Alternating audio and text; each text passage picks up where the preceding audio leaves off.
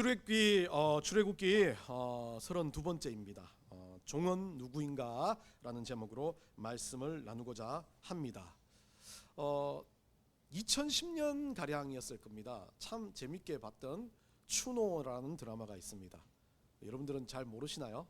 예, 거기 유명한 대사가 있지 않습니까? 은유나. 예, 하여튼 그 추노 보면 그 주인공인 그 사람 이름이 뭐죠? 하여튼 장혁인가? 그분이 부르는 그게 막 짤로 돌아다닙니다. 여러분들 유튜브 보시면 은유나 하는 짤, 그 자기가 사랑하는 여인이 종이 됐는데 그 여인을 찾아서, 물론 거기에서는 이제 그 시절에 조선시대 그 이야기가 그대로 나와 있습니다. 추노는 숙종, 경종, 영조실록에 기록되어 있습니다. 결국 그 기록되어 있던 내용은 뭐 노예를 쫓아가지고 돈을 뭐 이렇게 한다라는 개념이 아니라 어떤 개념으로 되어 있냐면 나라의 기근이 될 때마다 추노를 금지했다라는 이야기가 나와 있습니다. 결국 그렇다면 추노라는 일들이 일어났던 거죠. 추노, 다른 말로 도망간 노비를 잡는다는 것입니다. 결국 그 조선시대 때 양반은 노비의 종류가 달랐습니다. 그러다 보니까 집안에 있는 가택의 노비가 있었고, 조선시대 때 뭐가 있었냐면 양반들이 땅이 너무 커지다 보니까 이 땅으로 걸어갔다 왔다 하는 그것을 막기 위해서, 시간을 낭비하는 걸 막기 위해서 외거노비, 일종의 경작을 하기 위해서 자기 땅 끝자락, 그러니까 상당히 땅이 큰 그런 이 양반들만 외거노비를 둘 수 있었습니다. 그 외거노비는 간청에 등록하고 또 돈을 내기도 했습니다. 그러다 보니까 이 외거노비들이 돈이었습니다. 일종의 외거노비는 그 노비 집 밖에서, 이 일종의 양반 집 밖에서 일을 하고 먹고 사는 그런 존재였습니다. 그러다 보니까 이 외거노비들이 일어나니까 뭐가 생겨납니까? 이들이 양반의 경작물을 갖고 도망가거나 또 자기들이 혼자 산에 숨어서 살려고 하는 그런 일들이 많이 생겨나기 때문에 그때부터 이 관과 이 일반 사람들이 노예를 잡아가지고 다시 데리고 오고 그 노예를 다시 또 돈을 받고 파는 형태들이 많이 늘어났다는 겁니다. 그래서 추노는 이 추노꾼이라고 이야기하는데 이 일반 노예를 잡는 사람, 관노와 관기를 잡는 사람을 추노관이라고 불렀다고 합니다. 참 노예는 언제 어디서나 잔인했던 것 같아요. 노예 삶은. 이 조선시대 기록을 보면 우리나라도 조선시대 양반과 노예의 비율을 봤을 때 노예는 거의 30에서 50%가 됐다 그럽니다. 그리고 평민, 그리고 중인, 양반 이렇게 해서 그 사람들이 50%, 그러니까 일종의 노예가 반 정도를 차지했다 그럽니다. 그리스나 일종의 유럽에 있었던 많은 국가들은 노예가 70%, 80%까지 되었다는 이야기도 하고 있습니다. 이 노예는 언제부터 시작됐는지 모르겠지만 청동기 이전 시대라고 이야기하는 사람들이 참 많이 있습니다. 전쟁이 일어나고 사람들이 소유가 생기고 나서부터 노예 제도는 같이 생겨났다라고들 합니다. 현대에도 노예 제도는 사라졌다고 하지만 그대로 어떤 노예 제도의 모양은 없지만 의미가 그대로 들어와 있습니다. 돈의 노예가 되고 어떤 많은 여러 가지 권력과 사람들의 가지고 있는 욕망과 마약 같은 것들에 의해 노예가 되는 일들이 참 많이 있습니다. 보이지 않는 노예 제도가 오늘날도 그대로 성행하고 있다는 겁니다. 노예라고 하면 비인권적인 것, 그리고 참 인간답지 않은 처우를 받는 그런 존재들인데 우리나라도 2015년 상당히 유명한 노예 사건이 있었습니다. 저기 전라도에 있는 섬에 염전노예 사건이었는데요. 지적장애를 앓는 사람을 데리고 가서 가둬놓고 거의 인간 이하의 취급을 하면서 일을 시켰습니다. 수년 동안 일을 시켰고, 이 지적장애인 노예를 시킨 이 염전 주인은 그냥 이 애가 일하기 위해서 그랬다라고 이렇게 했는데, 이 노예가 배가 고파서, 노예는 아니죠, 지적장애인이 배가 고파서 탈출을 했고 이 일로 인해서 세상에 알려졌습니다. 물론 세상에 알려져 가지고 이것에 대한 법규는 좀 애매하게 됐습니다. 2016년 법원에서 염전주에게는 징역 6개월, 집행유예 2년을 판결했습니다. 이유는 체불된 임금을 지급했고 죄에 대해서 뉘우치고 있다는 것이기 때문에 판결을 했고, 사람들은 그때 분노하기 시작했습니다. 이 인권 유린을 한 사람을 그렇게 할 수 있냐. 그래서 보건복지부는 2017년 1월 20일 염전노예 등 장애인 강제노동 강요 사건 발생 시 징역 7년, 벌금 7천만 원 이하에 처하도록 법령을 개정했습니다. 그런데 이 개정안도 이 이후에 염전노예 이후에 그 사건뿐만 아니라 많은 염전노예들이 있었다라는 것을 밝혀내고 뭐 시민단체들이 그것에 대해서 권리대회를 하기 시작하니까 부랴부랴 내놓은 정책이었습니다. 그러면서 이 개정안이 신안에 있는 섬노예 때문에 또 있어 놨던 거죠. 그러다 보니까 많은 사람들은 이런 일들을 가지고 여러 가지 막 말들을 하지만 독특한 사건이 일어납니다. 이렇게 이 염전에 있었던 노예, 2015년에 있었던 노예, 2016년에 신안 노예 사건들 이후에 뒤에 사건이 어떻게 됐냐라고 사건이 그냥 다 끝나고 나서 보니까 그 노예를 했던 노동을 했던 사람들이 다시 거기 염전에 들어가서 일을 하고 있다는 겁니다. 참 웃긴 건 비난받아야 될 그들이 뭐 합니까? 또 세상이 나오니까 적응을 못하고 관심을 받지 못하고 자기 일들을 못하니까 그냥 굶어 죽어도 거기에 가면 자기가 했던 일이 있다. 노예 근성이죠. 그 했던 일 때문에 다시 그 노예의 장소로 돌아갑니다.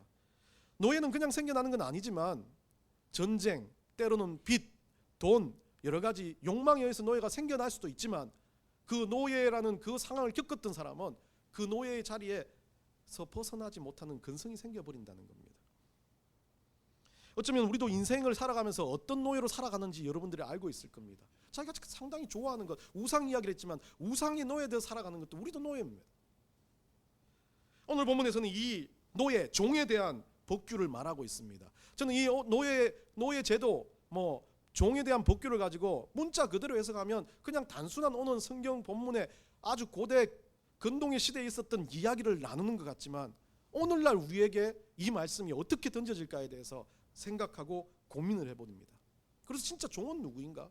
종이 어떤 사람인가? 종의 존재는 무엇인가에 대해서 고민을 하면서 생각을 해봅니다.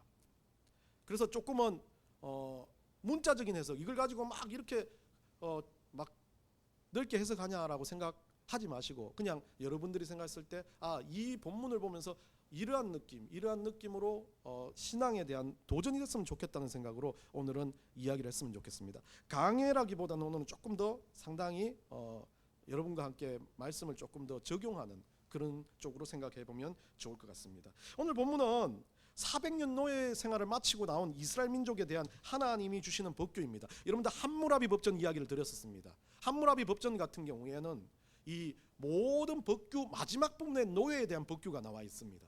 그런데 오늘 이 법규를 보면 이스라엘 민족에게 모세오경의 법규는 가장 먼저 어떤 세부상에 가장 먼저 노예에 대한 법규가 나와 있다는 겁니다. 다른 이야기로 생각될 수 있겠지만 하나님은 노예가 중요하다는 의미를 두고 있는 것 같습니다. 어쩌면 이 노예 법규에 대한 부분이 해석되지 않고는 뒷부분의 어떤 죄에 대한 문제들을 다루기가 상당히 힘든 가능성이 있다는 것을 보여주는 겁니다. 왜 이 종의 법규, 노예의 법규가 먼저 나왔을까 생각을 해본다면 이스라엘 민족들은 어땠습니까? 노예, 종으로 지금 400년 정도 애굽 땅에서 생활한 사람들입니다. 노예로 생활한 이 사람들이 노예였기 때문에 노예의 근성을 가지고 있었을 겁니다. 그런데 분명히 하나님은 이 이스라엘 민족들을 데리고 나올 때 노예라는 개념으로 데리고 나온 건 아니지만 왜 노예의 법규를 이야기하는 거죠. 2절에 보면 뭐라고 되어 있냐면 종이라고 되어 있습니다. 2절 우리 한번 봅시다. 2절에 보면 1절은 법규라고 이야기하는 것이고 히브리 종을 사면이라고 되어 있습니다. 결국 하나님은 법규를 내릴 때 이스라엘 민족들이 종이 없는 상황이 아니라 자기들이 나와서 종을 또 살 수 있는 그런 법규가 있었고 그런 사회적인 간섭을 유지했다라는 것을 이야기를 해주고 있습니다. 결국 이 종은 에베드란 단어를 쓰고 있는데 이 에베드는 아바드에서 나왔습니다. 이 말은 주인을 위해서 모든 것을 다 봉사하는 주인의 일꾼, 고대 근동으로 말하면 하나의 인격체가 아닌 주인의 부속물과 같은 그런 존재를 이야기했습니다. 이스라엘 민족들은 애굽에 갔을 때 이런 생활들에 익숙해져 있었던 사람들입니다. 그러다 보니까 나와서도 이들이 뭐합니까? 노예제를 그대로 유지하고 있었다는 것을 보여줍니다. 근데 달라진 건 있습니다. 달라진 건 오늘 본문에서 종이라는 단어 앞에 어떤 종? 히브리 종이라는 겁니다. 히브리라는 단어 자체는 이브리라고 번역되어 있는 이 단어는 건너가다, 통과하다, 나아가다라는 뜻입니다. 결국 어떤 종입니까? 건너온 종, 나아온 종, 통과한 종들입니다. 다른 말로 하면 홍해의 물, 그리고 이종에 하나님이 허락하셨던 죽음, 사지, 우리가 말하면 요단강 건너간다는 이야기를 많이 하는데 얘들은 홍해를 건너왔던 하나님과 함께 신앙을 가지고 출애굽을 통해서 죽을 고비를 넘긴 그런 존재들인데 이들이 종이 됐다는 겁니다. 그렇다면 이들의 종은 단순하게 그냥 민족적으로나 전쟁이 일어나서나 여러 가지 다른 이유로 된 종들이 아니라 결국 이들은 이 히브리 민족들 가운데서 종이 되어버린 겁니다. 그러면 그 종은 다른 의미가 아니라 돈 문제였을 것 같습니다. 여기서 보면 뭐라고 되어 있습니까? 종을 산다라고 되어 있습니다. 사면이라고 되어 있죠. 결국 돈이 없고 삶이 힘들었던 사람들이 종이 되어졌던 겁니다. 그러면 그 종을 산 사람은 어떻게 되냐는 거죠. 6해 동안 섬길 것이고 7해에는 몸값을 물지 않고 나가 자유인이 될 것이다 라고 말합니다. 어쩌면 6년에 대한 노동에 대한 이야기를 하고 있지만 이 6년의 노동은 다른 의미가 아닙니다. 따지고 보면 세상 일, 6이라는 숫자가 중요한 거죠. 6이라는 숫자는 인간적인 숫자입니다. 히브리 문학에서는 이 6이라는 숫자를 가지고 불완전의 수라고 이야기합니다. 그리고 이 6이라는 숫자는 가장 인간적인 숫자. 그래서 우리 인간이 살아가는 6일간의 세상에서 삶을 불완전한 삶이라고 봐지는 거죠. 그래서 7이라는 숫자를 완전수, 신의 수, 하나님의 수로 해가지고 이 7이라는 숫자는 완전한 하나님의 어떤 안식을 이야기하는 숫자로 이야기를 합니다. 그럼 결국 6해 동안 일한다는 것은 어때요? 자기 부채, 자기가 가지고 있었던 그 갚아야 될 돈을 갚아 나가는 6일간의 세상의 삶을 이야기합니다. 그리고 7년째 되는 해, 그때는 몸값을 받지 않고 그것들이 다 해결이 되었을 때 하나님 앞에서 자유인이 된다라는 이야기를 하고 있는 겁니다. 노예가 된다는 건요, 이스라엘 민족에게 노예가 된다는 건 하나님이 오늘 이 본문에서는 노예의 복규보다, 저는 개인적으로 해요, 노예가 있기 때문에 복규를 주신 거지만 이것을 우리가 오늘날 지금 세상에서 우리가 이걸 관점으로 바라본다면 하나님의 복규 안에서 세상의 노예가 되냐 하나님의 노예가 되냐는 이 두 개념이 싸우는 거라고 저는 생각을 합니다. 그렇기 때문에 6일간의 인간의 수를 따랐던 우리가 7일째 완전수, 하나님의 그 자유인이 되어서 하나님의 종으로서 따라야 될 우리의 인생에 대한 관점을 설명해 주는 본문이 아닌가 생각을 해봅니다. 진짜 노예가 된 사람들은요, 원래 이 6년이라는 세월을 보면 그렇게 짧은 세월은 아니지만 돈을 갚아 나갈 수도 있고 못 갚아 나갈 수도 있습니다. 그런데 돈이 다 못 갚았다 할지라도 7년째는 주인이 자유인이 되게 했다면 이 6년간의 삶이 어땠을까요? 이 노예들은 삶은요, 희망과 미래가 있었습니다. 근데 다른 노예들은 어떻습니까? 6년간 삶 가운데 자기가 언제 자유인이 될지 모르는 삶은 정말 지독히도 힘든 삶일 겁니다. 그렇기 때문에 그들에게는 희망과 미래가 없었던 그런 노예가 될 수 있습니다. 하나님은 이 노예의 복규를 통해서 어찌 보면 이스라엘 민족에게도 똑같은 이야기를 하고 있는 겁니다. 하나님의 복규 안에서 살아간다면 모든 인생 가운데 자유를 누릴 수 있겠지만 6년간의 그 삶에 집착하고 살아가고 세상의 삶에 집착을 한다면 복음만이 자유할 수 없다. 진리가 너희를 자유케 하리라는 사도 바울의 고백처럼 우리 안에서 자유함을 가질 수 있는 길은 하나님의 말씀 안에서 얻는 이 자유함인데 이들은 세상에서 자유함을 얻으려고 하니까 안 되는 거죠.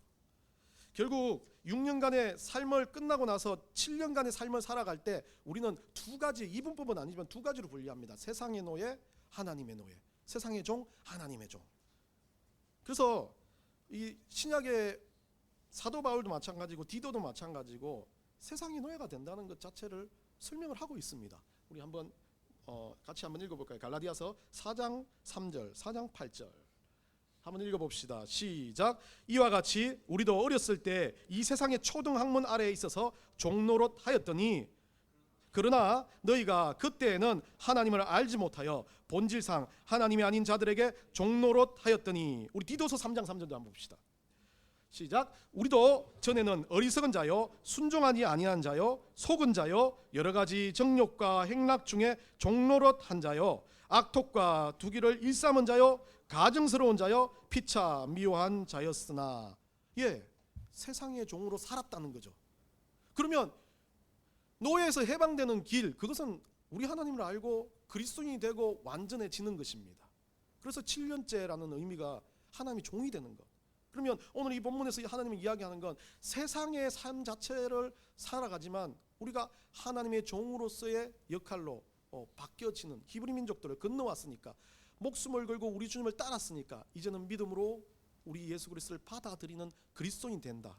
그것이 다른 말로 종이 된다. 종은 누구인가의 질문은 우리 예수님의 종이 되는 거죠. 그래서 2절 끝자락에 뭐라 그럽니까? 2절 끝자락에 보면 몸값 물지 않고 나가 어떻게 돼요? 자유인이 될 것이다. 자유하게 된다는 거죠. 나가라고 번역된 예체 같은 경우는요, 능동형입니다. 이것 자체는 그냥 자기가 수동적으로 나가지는 게 아니라 능동적으로 나가지는 것. 자유인이 된다는 게 자기가 능동형, 사역 능동형, 자기가 해왔던 일들로 인해서 있는 결과의 능동적인 삶을 이제 살아가게 된다는 건데요. 이들은 7년에 이제 자유를 선택한 건 자기의 의지에 달려 있다는 것을 이야기해주고요. 3절에 가서 이제 그 자유에 대한 더 정확한 상세한 틀이 나오고 있습니다. 3절 한번 보겠습니다. 만일 그가 단신으로 왔으면 단신으로 나갈 것이요, 장가 들었으면 그의 아내도 그와 함께 나가려니와. 이야, 엄청나게 비철 조건 어쨌든 간에 단신으로 들어왔으면 단신으로 나가고, 자기가 있던 그 모습 그대로 이제 다 해결을 하고 나가게 되는 모습을 그대로 이야기를 해주고 있습니다. 우리 하나님은 좋은 조건들을 이야기하고 있습니다. 그리고 그 자유인이 된다는 것 자체가 아주 이 노예 법규 문법상으로도 상당히 비인권적인 법이 아니라 상당히 좀 노예를 중심으로 하는 법규입니다. 그런데 4절에 우리가 만약에 하나님이 이게 우리를 향해서 노예에 대한 법규가 노예의 법규라는 것을 하나님이 주장하는 게 아니라 진짜 그리스도인으로서 살아가는 법규에 대한 주장이라면 좀 애매한 구절이 나옵니다. 4절입니다. 만일 상전이 그에게 아내를 주어 그의 아내가 아들이나 딸을 낳았으면 그의 아내와 그의 자식들은 상전에게 속할 것이요, 그는 단신으로 나아갈 것이로되. 나아가는데 원래 왔던 모습 그대로 나아가는데, 만약에 종으로 왔을 때 주인이 이 아내를 소개했어요. 주인이 아내를 줬어요. 그럼 그 아내와 결혼해가지고 그 아내하고 함께 낳았던 아들들까지도 못 데리고 나간다는 겁니다. 자유를 줄 거면 완벽한 자유를 주지. 우리 하나님 이 노예의 법규를 이야기했을 때 아예 아니면 노예제를 폐지하지. 우리 하나님이 왜 이랬을까라는 고민을 생각해 보면서 이것에 대한 부분은 우리 하나님이 이스라엘 민족들에게 정확히 노예제를 통해서 하나님의 종이 어떤 존재인가, 처음에 누구인가, 예수 그리스도의 종이다라는 전제하에서 이제 우리가 하나님의 종이라면 어떤 삶, 어떤 형태의 삶을 살아야 되냐는 것을 여기에서 이야기하고 있다는 거죠. 여기서 노예에 대한 이야기를 할 때 종이 되면 소유에 대한 관점입니다. 종이 되면 나 존재 자체가 원래 주인의 소유였지만 자유인이 돼서 나한테 자유를 준다 할지라도 내가 가지고 있는 다른 모든 환경들, 가지고 있는 모든 것들이 누구 거냐는 거죠. 주인 거라는 겁니다. 결국 하나님은 우리 삶 같은데 우리가 아무리 예수 그리스도를 통해서 그 핏값으로 해서 우리의 모든 삶에 죄에 대한 빛이 청산되었다 할지라도 우리 삶을 살아가는 우리 모든 인생의 법규와 살아가는 환경 가운데 있는 모든 일들이, 앞으로 일어날 모든 일들은 우리 하나님이 속해 있다는 거죠. 내가 가진 게 없다는 것을 이야기해요. 종이 된다는 건 내가 그리스도인이 되고 내가 예수 그리스도의 핏값으로 인해서 다시 제사함을 얻어 살아가는 인생이라면 내게 아니라 주님 것으로 살아가야 된다는 전제를 이야기하고 있는 것입니다. 그러면서 이 이야기를 하면서 이제 중요한 이야기가 나옵니다. 그럼 그런 종이라면 어떻게 해야 되냐라는 이야기가 오늘 또 중요한 부분인데요. 5절에서 만일 종이 이제 그 아들 딸이 너무 좋아가지고 종이 분명히 말하기를 내 상전과 내 처자를 사랑하니 나가서 자유인이 되지 않겠노라. 종되라 그러는데 자유인이 되지 않겠다라고 말을 한다면, 쉽게 문자적으로 말하면 진짜 종으로 계속 살겠다고 이야기하는 그런 법규가 있을 때라고 이야기하지만 저는 이건 다른 말로 생각되어집니다. 주인과 종이 너무 사랑하기 때문에 진짜 자기가 그 사랑하는 사람들을 위해서 진짜 종이 된다는 의미. 그러면 종은 누구인가? 예수 그리스도 종이 된다면 자유인으로 선택해도 종이지만, 이젠 그때는 내가 세상으로 나아가도 종이지만 내가 주님 안에 들어와서 계속해서 반복해서 지금까지 해왔던 일들을 하고 갈 때도 그 또한 종인데, 그 종이 주인과 이 자기 가족들을 선택할 때 치러야 할 행위를 이야기를 하고 있습니다. 그것을 뭐라 그럽니까? 오늘 4절 6절 뒷자락입니다. 상전이 그를 데리고 재판장으로 갈 것이요, 또 그를 문이나 문설주 앞에 데리고 가서 그것에다가 송곳으로 그 길을 뚫을 것이라. 그는 종신토록 그 상전을 섬기리라. 법규입니다. 근데 왜 그렇게 법규를 했는지는 여러 가지가 이유가 있을 겁니다. 종에 대한 기속에 대한 의미가 있고, 길을 뚫어서 이 문설주에 막는 건 문설주에 대한 의미도 있을 겁니다. 근데 하나하나 생각해 보면서 우리가 어떤 건지, 이게 그냥 단순하게 그것만을 말하는 건지를 한번 생각해 보기를 원합니다. 첫 번째로 이 상전이 그 종을 어떻게 해요?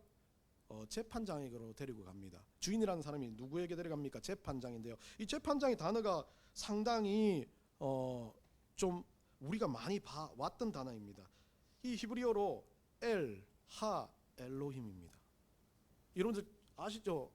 엘로힘이라는 단어 정말 많이 들어봤잖아요. 우리 하나님을 지칭할 때 구약에서는 거의 70%가 엘로힘을 씁니다. 뭐 엘로힘이라는 게 우리 하나님에 대한 뭐 명칭이기도 하지만, 이게 어떤 재판자에 대한 이야기도 하지만, 결국 하 엘로힘이라고 말하는 이것은 그 하나님께로, 하나님 앞으로, 우리가 예전에 이야기한 신약의 말로 코람데오, 하나님 면전 앞으로라고 똑같은 이야기를 쓰고 있습니다.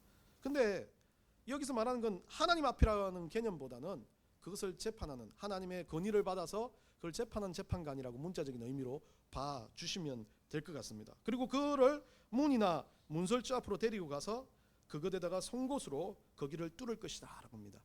문설주라고 하는 저 들어오는 문 옆에 있는 기둥입니다. 거기에 가가지고 송곳을 가지고 길을 거기다 박아야 합니다. 아주 엄청나게 고통스럽겠죠.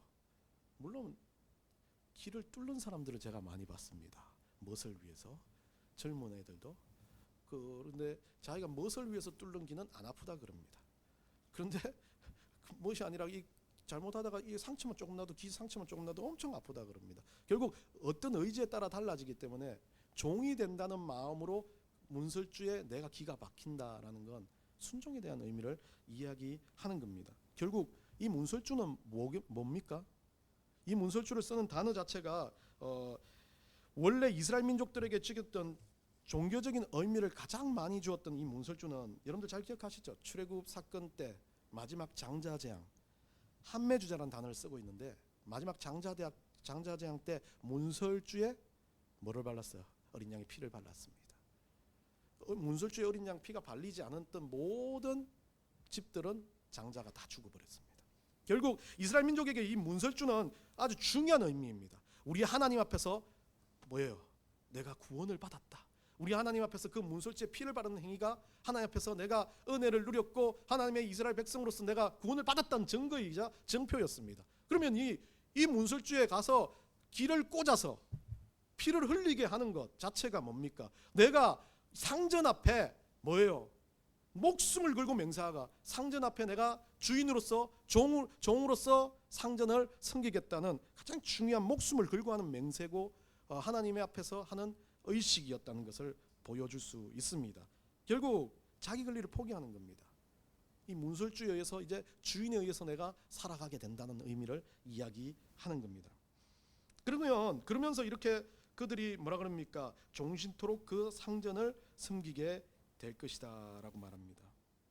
여러분, 중요한 생각을 한다 보면 이 본문에서는 노예 제도에 대한 문제가 아니라 진짜 종에 대한 문제로 이야기하는 게, 이것을 더 상세히 설명하면서 이제 그때 뭐라 그럽니까? 마지막 부분이 그 상전을 종신토록 섬긴다라는 이야기입니다.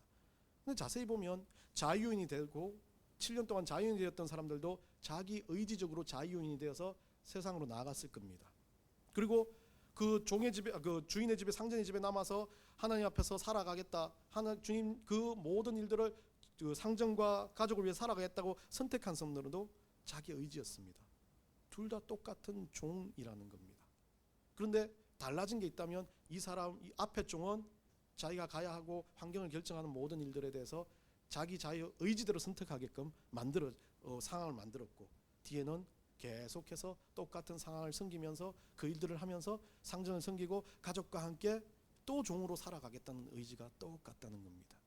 결국 종은, 앞에 종들은 자유를 받았지만 그 자유를 자신에 의해서 쓰고 또 자신에 의해서 쓰는 것 자체가 하나님의 역사 가운데 쓰는 거고, 뒤에 종 자체는 자신의 의지가 아니더라도 꾸준하게 반복적인 일을 통해서 그 일들을 하면서 종으로 살아가겠다는 의미를 이야기를 하는 겁니다.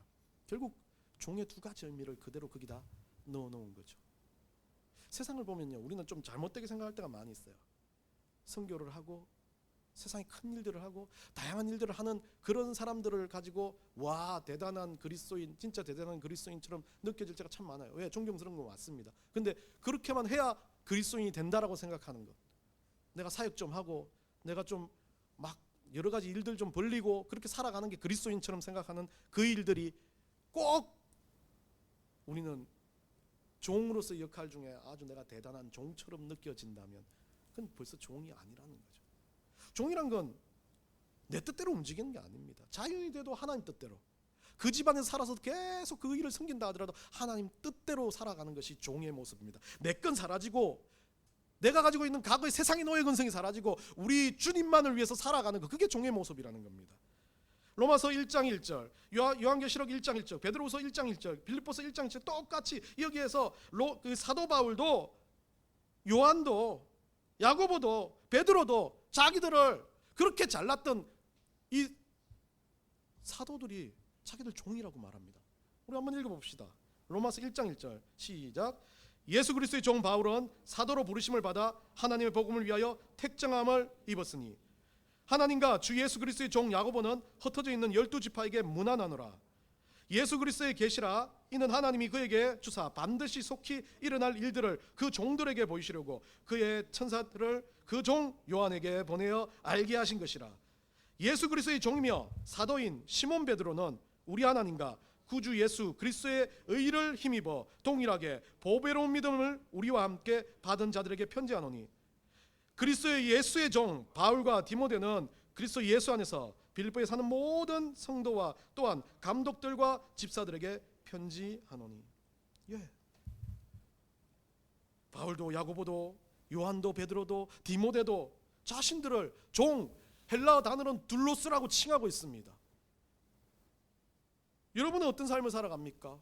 진짜 종으로 살아갑니까? 이들은요, 자기가 살아가는 삶이 그리스도를 믿는다는 게 자체가 종이라는 겁니다. 어떤 일을 하도 어떤 삶을 살아도 어떤 모습에 대해서 자기는 예수 그리스도께 종된 바 몸이라고 인생을 그렇게 이야기합니다. 주중에 갑자기 이 설교를 이제 거의 마무리하고 난 다음에 한 번 더 이제 읽어보다가 갑자기 예전에 열심히 보던 나는 가수다라는 그런 그 경연 프로그램이 생각이 났습니다. 왜냐하면 우리 와이프가 집에서 늘 하는 말 중에 하나가 목사들도 나는 목사다 이런 거 좀 해봐야 된다. 그래서 얼마나 열심히 전도하고 얼마나 열심히 신방하고 얼마나 열심히 막 하는 거를 보여주면서 쫙 마지막에 이제 설교 앞에서 쫙 하는 설교를 얼마나 그렇게 막 열심히 했던 걸로 하냐, 뭐 이렇게 모든 환경을 보여주면서 해야 된다라고 그래가지고, 근데 그 생각을 하면서 진짜 나는 목사다가 아니라 나는 종이다라는 개념의 프로그램이 있어야 된다는 생각. 물론 우리 하나님 다 보시면 프로그램 하겠죠. 나만 아니에요. 우리 나만 종이 아니니까. 여러분 모두가 나는 종이다라는 프로그램을 지금 하는 그 주인공들 중에 하나라는 겁니다. 그러면서 문득 그 나는 종이다라고 생각하는 그걸 하면서 차 운전을 하고 가는데 나는 종인데 어떻게 살고 있지? 그러니까 그냥 하루 생활을 한번 돌아봤어요. 새벽기도 왔다가 아침에 학교 왔다가 뭐 하고 이런 일들을 쭉 돌아보면서 그 전날인가 제가 게임을 깔았습니다. 핸드폰에다가. 부끄럽게도.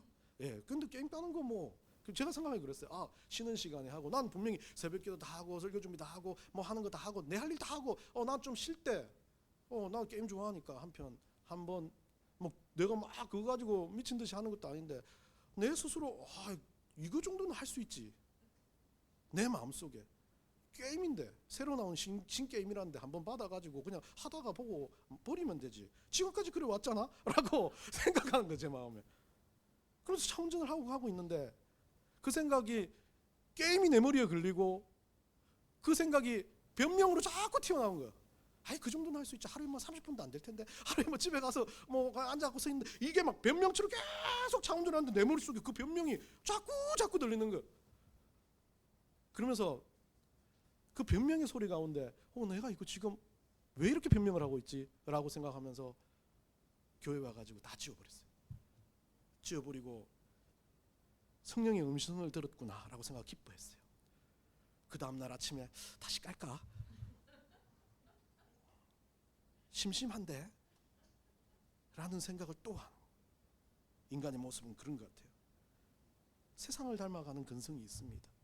그게 내가 봤을 때 좋건 할 수 있어요. 다 할 수 있어요. 여러분들 마음에 꺼리낌이 없다면 그건 맞아요. 근데 내 속에 뭐가 들어왔어요?